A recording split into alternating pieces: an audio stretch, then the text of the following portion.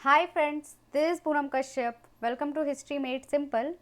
तो चलिए शुरू करते हैं वीडियो। आई नो थोड़ा ज़्यादा ही गैप हो गया इस बार वीडियो लाने में, बट कोई नहीं, चलिए जल्दी से शुरू करते हैं वीडियो को। तो आज का जो टॉपिक है वो भारत में ब्रिटिश शक्ति का विस्तार से रिलेटेड है, और मैंने कोशिश की है कि इससे रिलेटेड जितने भी पॉसिबल क्वेश्चन जो एग्ज़ाम में आ सकते हैं वो सारे के सारे इस वीडियो में आप लोगों के लिए लेके आऊँ। तो चलिए शुरू करते हैं। पहला सवाल है कथन कारण से रिलेटेड, तो डायरेक्ट पॉइंट पे आते हैं और पढ़ते हैं हमारा पहला सवाल। 1856 में नवाब वाजिद अली शाह को उनके क्षेत्र में कुशासन होने के तर्क पर गद्दी से उतारकर कलकत्ता निर्वासित कर दिया गया था। और दूसरा है, नवाब पर यह अभियोग था कि वे विद्रोही मुखिया और ताल्लुकदारों पर नियंत्रण पाने में असमर्थ रहे। तो फ्रेंड्स, इसका जो सही आंसर होगा, ये दोनों ही कथन बिल्कुल सही है, और कथन दो कथन एक का सही स्पष्टीकरण भी है, तो इसलिए ऑप्शन ए इस हिसाब से सही हो जाएगा।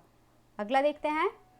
राज्य अपहरण नीति एक ऐसी नीति थी जिसका उद्देश्य था, पहला ऑप्शन है भारतीय रियासतों में विद्रोह को नियंत्रित करना, दूसरा ब्रिटिश सैन्य शक्ति को बढ़ाना, तीसरा जमींदारों को नियंत्रित करना, और चौथा अंग्रेजी ईस्ट इंडिया कंपनी की राज्य क्षेत्रीय सीमाओं को बढ़ाना। तो फ्रेंड्स, इसका जो सही आंसर होगा वो होगा ऑप्शन नंबर डी, अंग्रेजी ईस्ट इंडिया कंपनी की राज्य क्षेत्रीय सीमाओं को बढ़ाना। अगला देखते हैं, ये भी कथन कारण है। तो पहला कथन है, लॉर्ड डलहौजी द्वारा 1856 में किए गए अवध के समामेलन के फलस्वरूप सिपाहियों की आर्थिक व्यवस्था दुष्प्रभावित हुई। और दूसरा है, सिपाहियों को अवध में उस भूमि पर जहां उनके परिवारजन रहते थे ऊंचे कर देने पड़ते थे। तो फ्रेंड्स, इसमें भी जो है ये दोनों ही कथन बिल्कुल सही हैं, और कथन दूसरा जो है वो पहले का सही स्पष्टीकरण है, तो ये पहला सही हो जाएगा।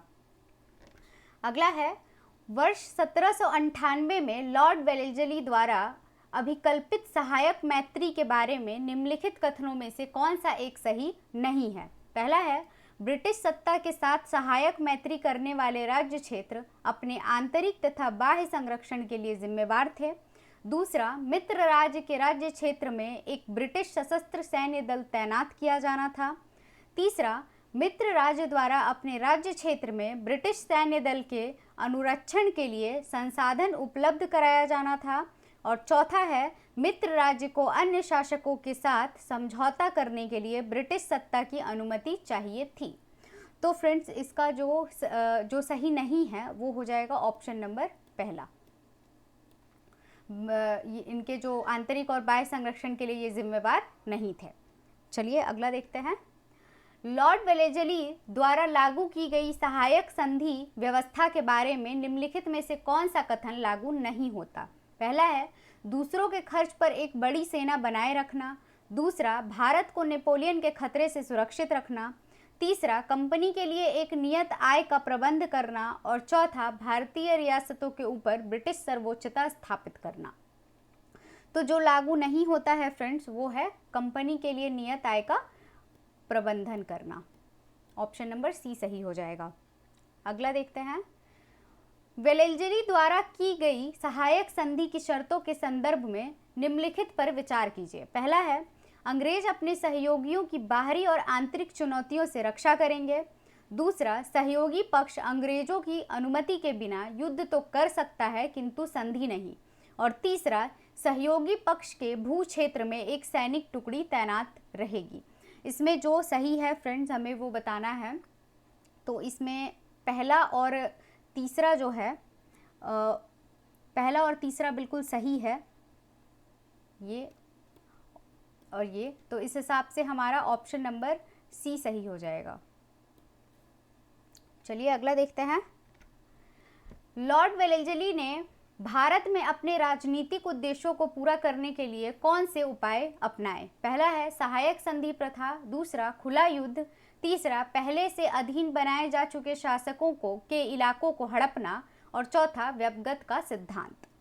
तो जो इसमें कूट में से जो सही आंसर होगा फ्रेंड्स, वो होगा ये चार को छोड़ के ऊपर के तीनों, तो इसलिए ऑप्शन नंबर सी सही हो जाएगा। 1 2 3। अगला देखते हैं। सहायक संधि प्रथा प्रणाली के संबंध में कौन सा कथन असत्य है? पहला है, इस प्रथा में शामिल सहयोगी राज्यों को ब्रिटिश सेना अपने राज्य में रखनी पड़ती थी।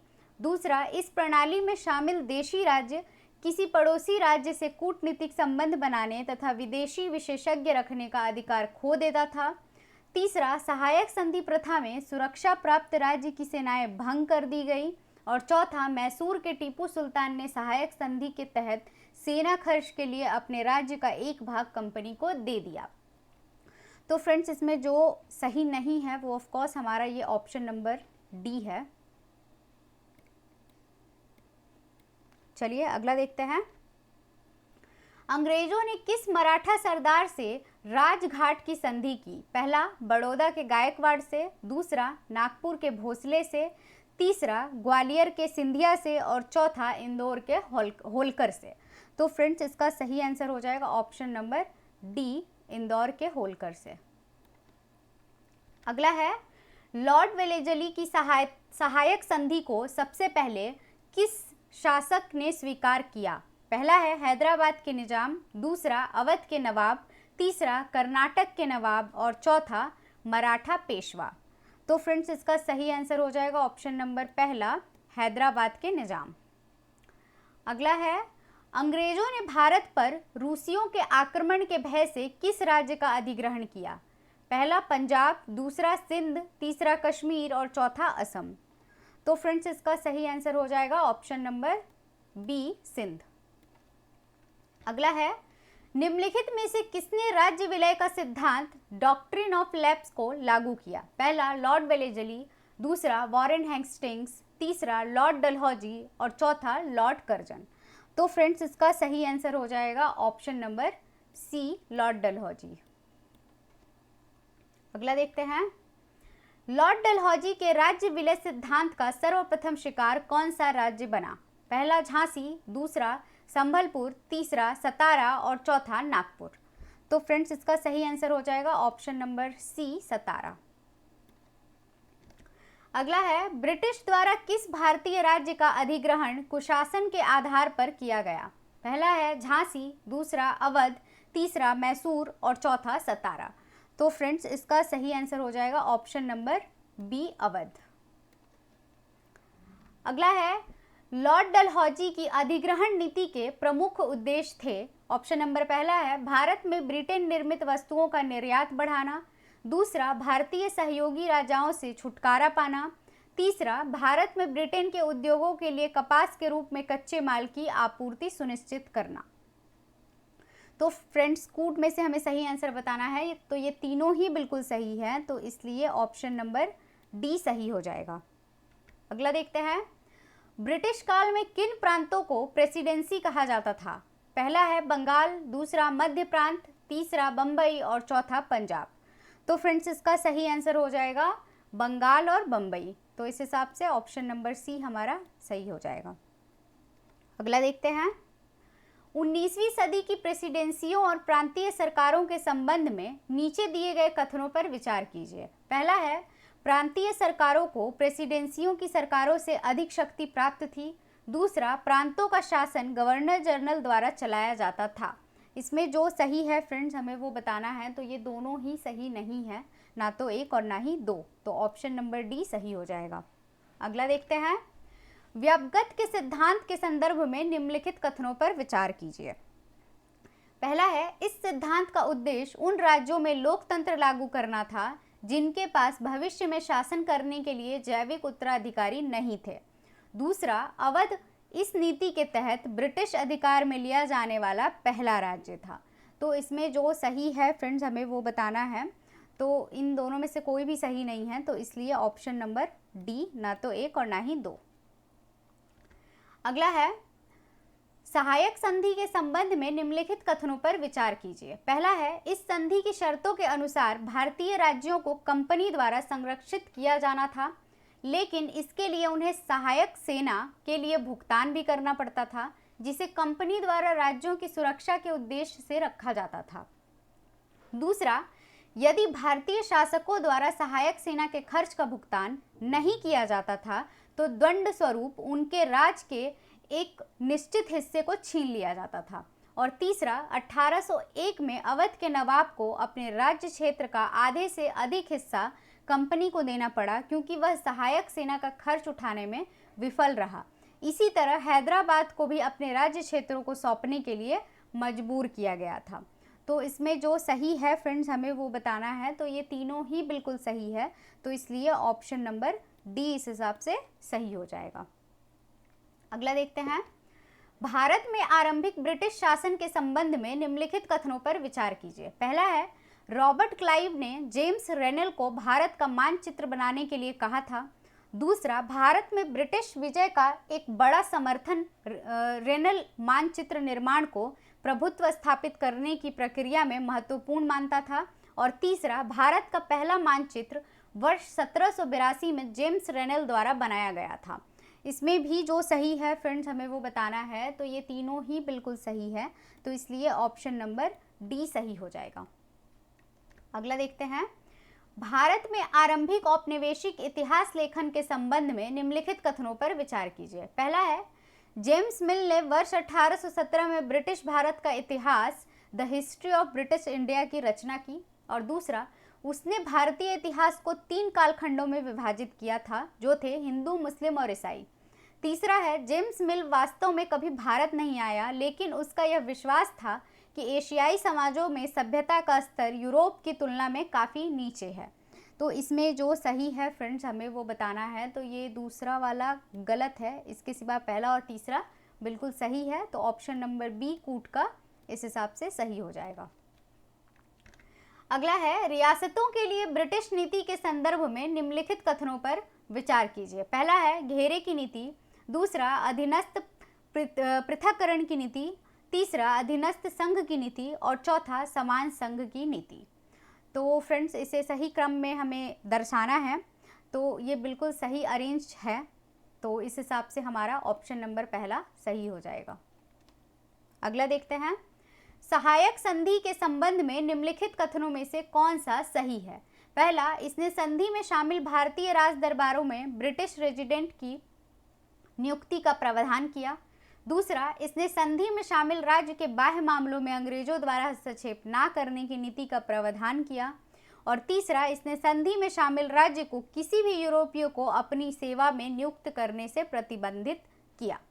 तो इसमें जो सही है फ्रेंड्स हमें वो बताना है कूट का इस्तेमाल करके, तो इसका जो सही आंसर हो जाएगा वो होगा सिर्फ ये पहला वाला, तो ऑप्शन नंबर बी इस हिसाब से कूट का सही हो जाएगा, केवल एक। अगला देखते हैं, व्यापगत का सिद्धांत के संदर्भ में निम्नलिखित कथनों पर विचार कीजिए। पहला है, इसे फ्रांसीसी गवर्नर डुप्ले द्वारा पेश किया गया था। दूसरा, यह भारतीय राज्यों के उत्तराधिकार की समस्याओं से संबंधित था। और तीसरा, इसने भारतीय शासकों के असंतोष में वृद्धि की, जो 1857 के विद्रोह के रूप में परिणत हुआ। इसमें भी जो सही है फ्रेंड्स हमें वो बताना है, तो इसमें दूसरा और तीसरा बिल्कुल सही है, क्योंकि पहला सबको पता है, पहले का आंसर लॉर्ड डलहौजी होगा, तो इसलिए हमारा ऑप्शन नंबर डी इस हिसाब से सही हो जाएगा। अगला देखते हैं, डलहौजी के अधीन निम्नलिखित में से कौन से क्षेत्र ब्रिटिश साम्राज्य में शामिल हुए। पहला, निजाम से बराड़ रियासत की प्राप्ति। दूसरा, सिक्किम के तराई तथा तीस्ता नदी के दक्षिण का क्षेत्र। तीसरा, अवध का प्रदेश। और चौथा, नर्मदा नदी के उत्तर तथा दक्षिण का प्रदेश। तो इसमें भी जो सही है हमें वो बताना है फ्रेंड्स, तो ये चौथा छोड़ के ऊपर के तीनों सही है, तो इस हिसाब से ऑप्शन नंबर सी कूट का सही हो जाएगा। 1 2 3। अगला देखते हैं, पश्चात गमन और संकेंद्रण की नीति निम्नलिखित में से किस वायसराय द्वारा अपनाई गई। पहला है लॉर्ड लिटिन। दूसरा, लॉर्ड कर्जन। तीसरा, लॉर्ड ऑकलैंड। और चौथा, लॉर्ड जॉन लॉरेंस। तो फ्रेंड्स इसका जो सही आंसर होगा वो होगा option number B, Lord Curzon. अगला देखते हैं, आंग्ला मराठा युद्ध के संबंध में निम्नलिखित कथनों पर विचार कीजिए। पहला है, मराठों के उत्तराधिकार की लड़ाई में अंग्रेजों को अनेक आंतरिक मामलों में हस्तक्षेप का मौका मिला। दूसरा, 1802 में हुई बेसिन की संधि के तहत पेशवा ने अंग्रेजों की सहायक संधि स्वीकार कर ली। और तीसरा, तृतीय आंग्ला मराठा युद्ध में मराठों की जीत हुई। जो इसमें सही है फ्रेंड्स हमें वो बताना है। तो पहला और दूसरा बिल्कुल सही है, तो इसलिए ऑप्शन नंबर बी हमारा सही हो जाएगा। अगला है, डलहौजी की हड़प की नीति के संदर्भ में निम्नलिखित कथनों पर विचार कीजिए। पहला है, डलहौजी ने भारतीय राज्यों को 3 वर्गों में विभाजित किया और प्रत्येक वर्ग के राज्यों पर हड़प की नीति को अलग अलग लागू किया। दूसरा, इस नीति के तहत सर्वप्रथम सतारा पर अधिकार किया गया। तो फ्रेंड्स इसमें भी जो सही है हमें वो ही बताना है, तो ये दोनों ही बिल्कुल सही है। प्रीवियस क्वेश्चन में हमने ये पढ़ा, तो इसलिए ऑप्शन नंबर सी इस हिसाब से सही हो जाएगा। अगला है, निम्नलिखित में से किसने सैन्य नियमावली फुतुल मुजाहिदीन लिखी? पहला बाबर, दूसरा शेरशाह सूरी, तीसरा अलाउद्दीन खिलजी और चौथा जैनुल आबिदीन शुसस्त्री। तो फ्रेंड्स इसका जो सही आंसर होगा वो होगा option number D, Zainul Abidin शुसस्त्री। अगला है, सहायक संधि में शामिल राज्यों के संदर्भ में निम्नलिखित कथनों पर विचार कीजिए। पहला है, अंग्रेज अपने सिपाहियों को केवल बाहरी खतरों से बचाने के लिए उत्तरदायी होंगे। दूसरा, सहयोगी केवल अंग्रेजों की अनुमति से युद्ध में संलग्न हो सकते हैं। तीसरा, सर्वप्रथम हैदराबाद के निजाम ने इस गठबंधन को स्वीकार किया। इसमें भी जो सही है फ्रेंड्स हमें वो बताना है, तो दूसरा और तीसरा बिल्कुल सही है, तो इसलिए हमारा ऑप्शन नंबर सी सही हो जाएगा इस हिसाब से। अगला देखते हैं, याडंबू की संधि के संदर्भ में निम्नलिखित कथनों में से कौन सा सही है? पहला है, इसने बर्मा को युद्ध का हर्जाना भरने और असम, कछार व जयंतिया पर उसके दावे का परित्याग करने को विवश किया। दूसरा, बर्मा ने नागालैंड को स्वतंत्र राज्य के रूप में मान्यता प्रदान की। और तीसरा, इसने अंग्रेजों को बर्मा की अधिकांश तट रेखा को अधिग्रहित करने और भावी क्षेत्र विस्तार के लिए बर्मा में एक सुदृढ़ आधार बनाने की अनुमति दी। तो इसमें भी जो सही है हमें वही बताना है फ्रेंड्स, तो पहला और तीसरा बिल्कुल सही है, तो इस हिसाब से ऑप्शन नंबर बी इसका सही हो जाएगा। तो अगर आप लोगों को इसके ऊपर एक्सप्लेनेशन वीडियो भी चाहिए होगा तो आप लोग मुझे कमेंट करके ज़रूर बताइएगा, मैं इसके ऊपर एक्सप्लेनेशन वीडियो भी लेके आऊँगी। चलिए अगला देखते हैं, गवर्नर जनरल लॉर्ड डलहौजी ने व्यापक सिद्धांत के तहत कई देशी राज्यों का ब्रिटिश भारत में विलय कर लिया। इस संदर्भ में निम्नलिखित राज्यों को उनके अधिग्रहण के सही काल क्रमानुसार सजाइए। पहला है जैतसर, दूसरा है झांसी, तीसरा उदयपुर और चौथा है नागपुर। तो चलिए इसे अरेंज कर लेते हैं हम लोग। तो पहले नंबर पे जैतसर हो जाएगा, दूसरे पे हो जाएगा उदयपुर, तीसरे पे हो जाएगा झांसी और चौथे पे हो जाएगा नागपुर। तो ये सही अरेंजमेंट है इसका, तो इस हिसाब से ऑप्शन नंबर ए 1, 3, 2, 4 ये सही हो जाएगा।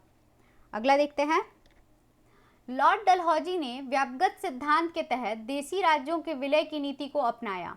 निम्नलिखित राज्यों में से किसका विलय इस सिद्धांत के तहत नहीं किया गया था? पहला है बालाघाट, दूसरा पीगू, तीसरा सिक्किम, चौथा उदयपुर और पांचवा नागपुर। तो फ्रेंड्स इसमें मैं आपको बता दूं कि जो पंजाब, पीगू और सिक्किम है, यहाँ पे पंजाब का जिक्र नहीं है, बट ये सिक्किम और पीगू और इसके साथ एक पंजाब भी है, जिसका विलय जो है वो विजय द्वारा किया गया है, ना कि व्यापक सिद्धांत के तहत। तो आप लोग ये नोट कर लीजिएगा, क्योंकि यहाँ पे पंजाब नहीं है, लेकिन अगर एग्ज़ाम में पूछा जाए तो आप लोग भूलिएगा नहीं इसको। तो इस हिसाब से हमारा ऑप्शन नंबर सी सही हो जाएगा, दूसरा और तीसरा। तो फ्रेंड्स आज के लिए बस इतना ही। Thank you so much video को पूरा देखने के लिए। होप आप लोगों को पसंद आई होगी वीडियो। तो अगर वीडियो पसंद आई है तो लाइक कर दीजिए जल्दी से और अपने दोस्तों के संग शेयर भी कर दीजिए। और अगर आपने अभी तक चैनल को सब्सक्राइब नहीं किया है तो जल्दी से सब्सक्राइब कर लीजिए और हाँ, नोटिफिकेशन बेल भी दबाइएगा ताकि आपको मेरी आने वाली वीडियोज़ की नोटिफिकेशन मिलती रहे। तो थैंक यू सो मच, मिलते हैं हमारे नेक्स्ट वीडियो में। Till then tata, bye bye, take care.